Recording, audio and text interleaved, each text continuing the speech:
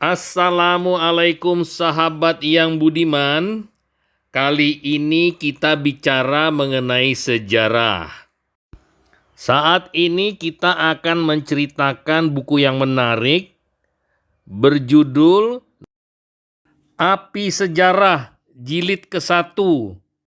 Mahakarya perjuangan ulama dan santri dalam menegakkan negara kesatuan Republik Indonesia.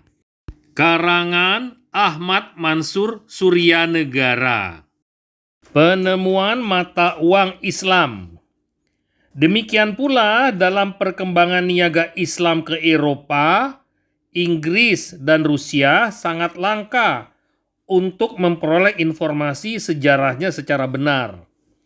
Padahal di wilayah ini ditemukan mata uang Islam tersebar di Rusia, Finlandia, Swedia, dan Norwegia.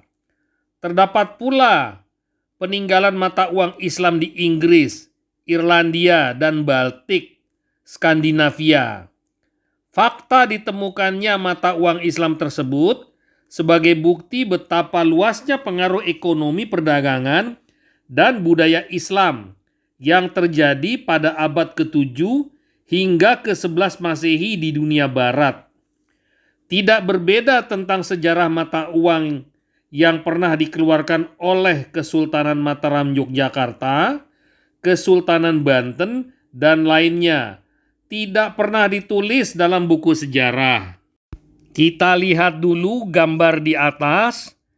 Ini mata uang Islam abad ke-15 dan 16.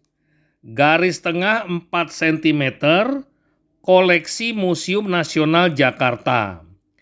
Gambar kiri Damar Wulan dan kanan Lurah Semar.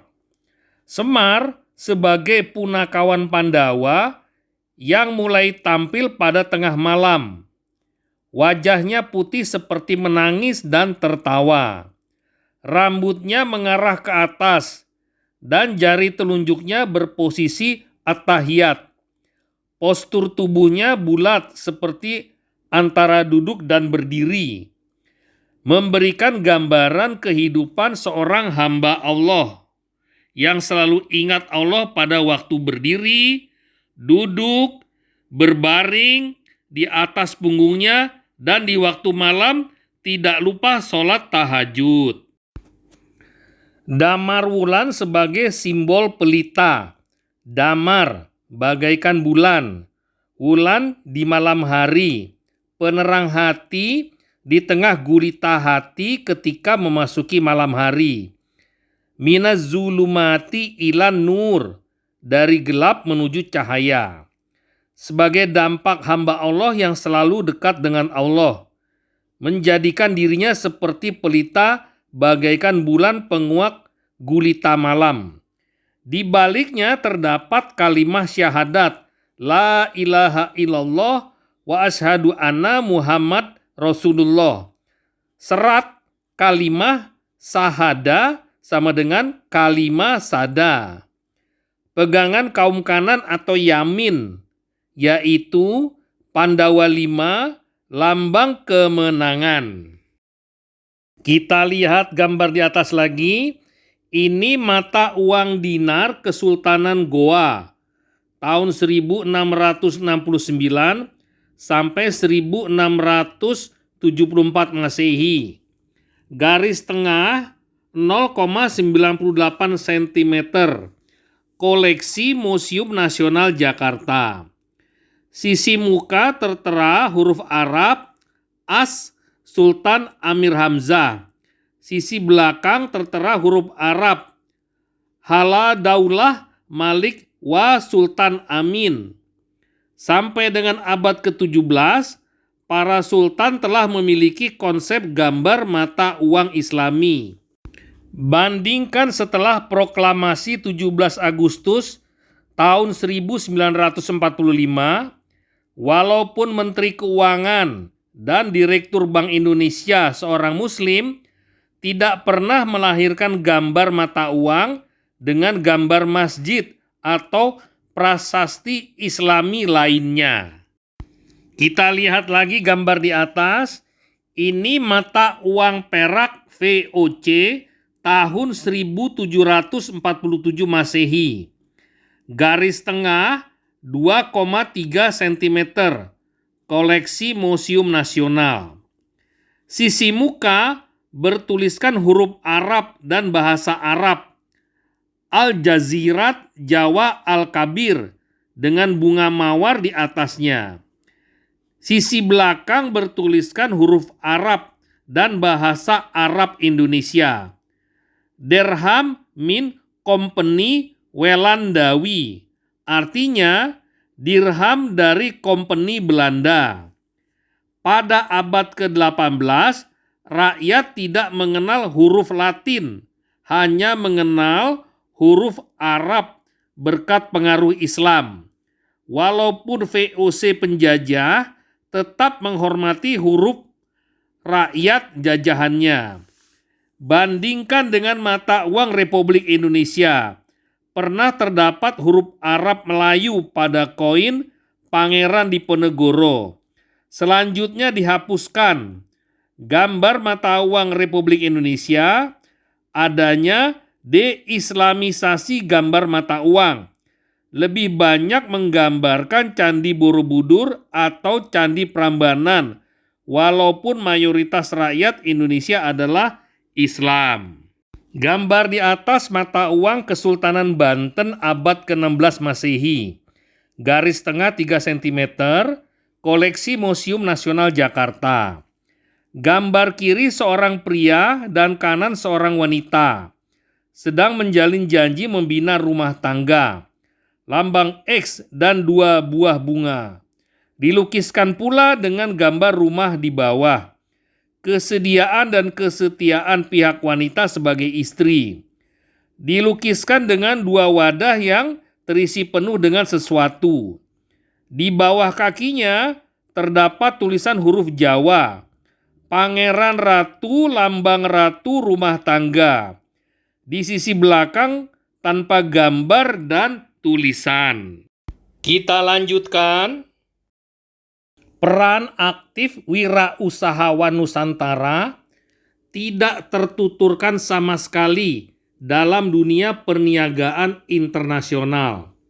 Padahal rempah-rempah yang diperdagangkan di pasar Eropa dihasilkan dari Nusantara Indonesia. Rempah-rempah itu juga merupakan komoditi perniagaan yang sangat penting dalam dunia niaga saat itu. Dampaknya, tempat dan jalan menuju ke pusat rempah-rempah dirahasiakan. Pengaruhnya, nama-nama kepulauan di Nusantara menjadi tidak disebutkan dalam penulisan sejarahnya. Barangkali hal ini pula yang mengakibatkan Barat belum memahami betapa luasnya Nusantara Indonesia. Mereka hanya memahami nama wilayah India dan Cina. Apa yang sebenarnya yang disebut dengan India, Barat tidak juga mengetahuinya.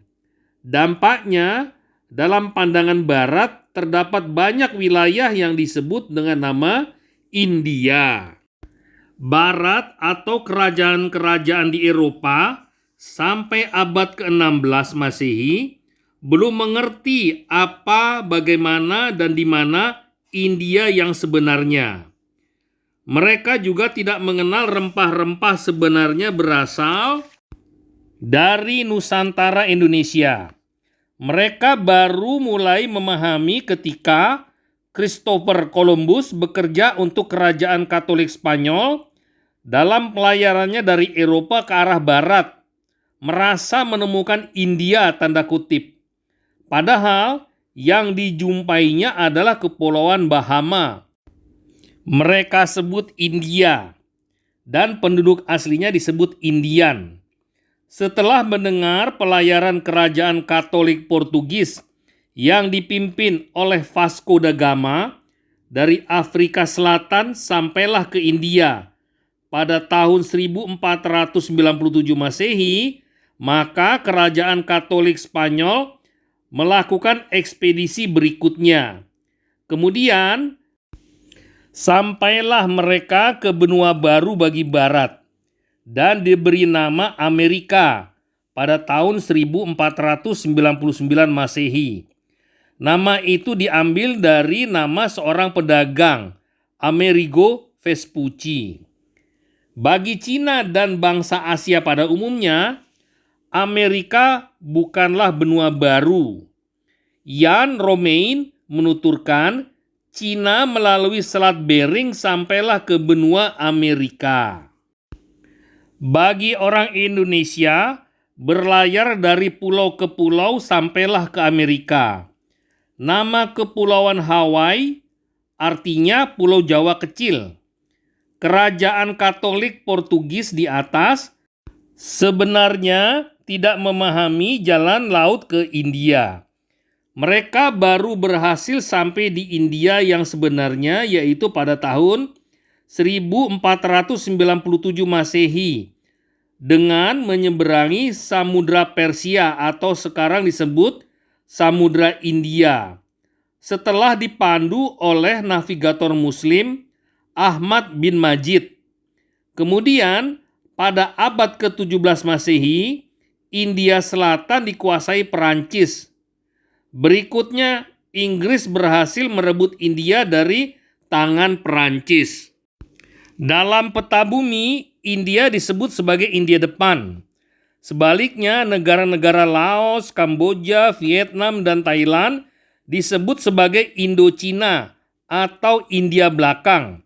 Sedangkan kerajaan Protestan Belanda menamakan Nusantara Indonesia sebagai India Belanda.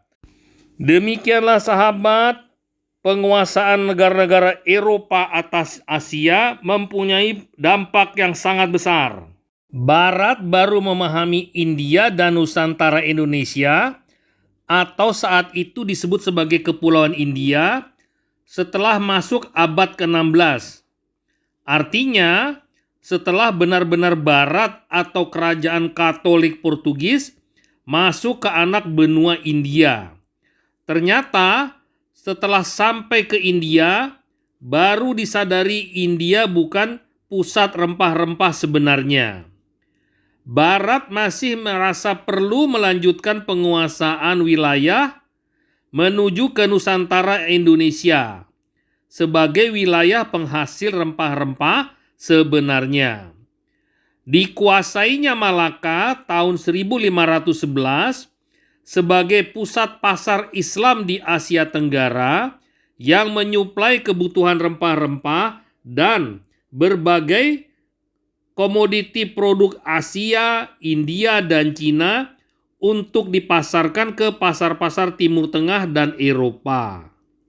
Setelah itu, Kerajaan Katolik Portugis masih juga mencoba meluaskan wilayah penjajahannya dengan mendekati Kesultanan Tidore, Kesultanan Ternate, dan Kesultanan Ambon. Hal ini terjadi sebagai dampak dari realitas India bukan negara penghasil rempah-rempah yang dicarinya. Hanya Nusantara Indonesia lah yang benar-benar negara asal penghasil rempah-rempah sebagai komoditi yang mengisi kebutuhan pasaran dunia. Di wilayah ini pula ditemukan banyak wirausahawan Arab Muslim yang menguasai pemasaran rempah-rempah tersebut. Sebagai catatan, J.C. van Leur dalam Indonesian Trade and Society, Perniagaan Indonesia dan Masyarakatnya menyatakan, Islam semula tidak memiliki lembaga dakwah khusus. Tetapi, Islam mengajarkan setiap Muslim untuk dapat bertindak sebagai propagandis atau da'i yang mendakwahkan ajaran Islam, walaupun baru mengenal satu ayat. Oleh karena itu, wirausahawan Arab Muslim dan wirausahawan pribumi Muslim menjadikan pasar-pasar di Nusantara Indonesia sebagai medan penyampaian ajaran Islam. Pada umumnya, sejarawan Barat sangat tahu tentang Yunani dan Romawi. Seolah-olah mereka tidak mau tahu dari mana pasar Yunani dan Romawi memperoleh komoditi produk negara-negara Asia dan Timur Tengah. Sepertinya dengan sengaja mereka tidak mau menyebutkan peranan niaga Arabia. Mereka hanya memfokuskan perhatian ke India dan Cina. Mungkinkah pasar Yunani dan Romawi yang berposisi di sebelah barat daya Mesir dan Arabia dapat memiliki produk niaga dari Cina dan India, serta Nusantara Indonesia, jika tanpa melalui pasar niaga di Arabia? Perlu dipahami, sebenarnya seluruh aktivitas perniagaan di Timur Tengah tidak dapat dilepaskan hubungan dengan aktivitas niaga di Arabia. Dengan kata lain, pasar Arabia merupakan media pasar-pasar antara Cina, India, Nusantara Indonesia, dengan Timur Tengah lainnya, serta dengan pasar di Eropa. Jika saat itu barang dagangan yang sangat dibutuhkan oleh pasar dunia adalah rempah-rempah, dapat dipastikan pasar-pasar di Nusantara Indonesia sangat besar peranannya dalam memenuhi tuntutan pasar dunia niaga tersebut. Oleh karena itu, melalui peran pasar-pasar ini pula agama Islam masuk dan berkembang ke Nusantara. Dari gambaran tersebut, ada problema penulisan sejarah Islam Indonesia. Dari segi waktu, dimundurkannya waktu masuk agama Islam, yaitu ketika Islam masih di pantai-pantai pada abad ke-7 menjadi abad ke-13 Masehi. Dikacaukan pengertiannya dengan perkembangan Islam setelah meluas ke pedalaman, dan telah berdirinya kekuasaan politik atau kesultanan pada abad ke-13 Masehi, dituliskan sebagai waktu awal masuknya agama Islam ke Nusantara. Sampai di sini dulu sahabat yang budiman, kita akan lanjutkan ke video lainnya.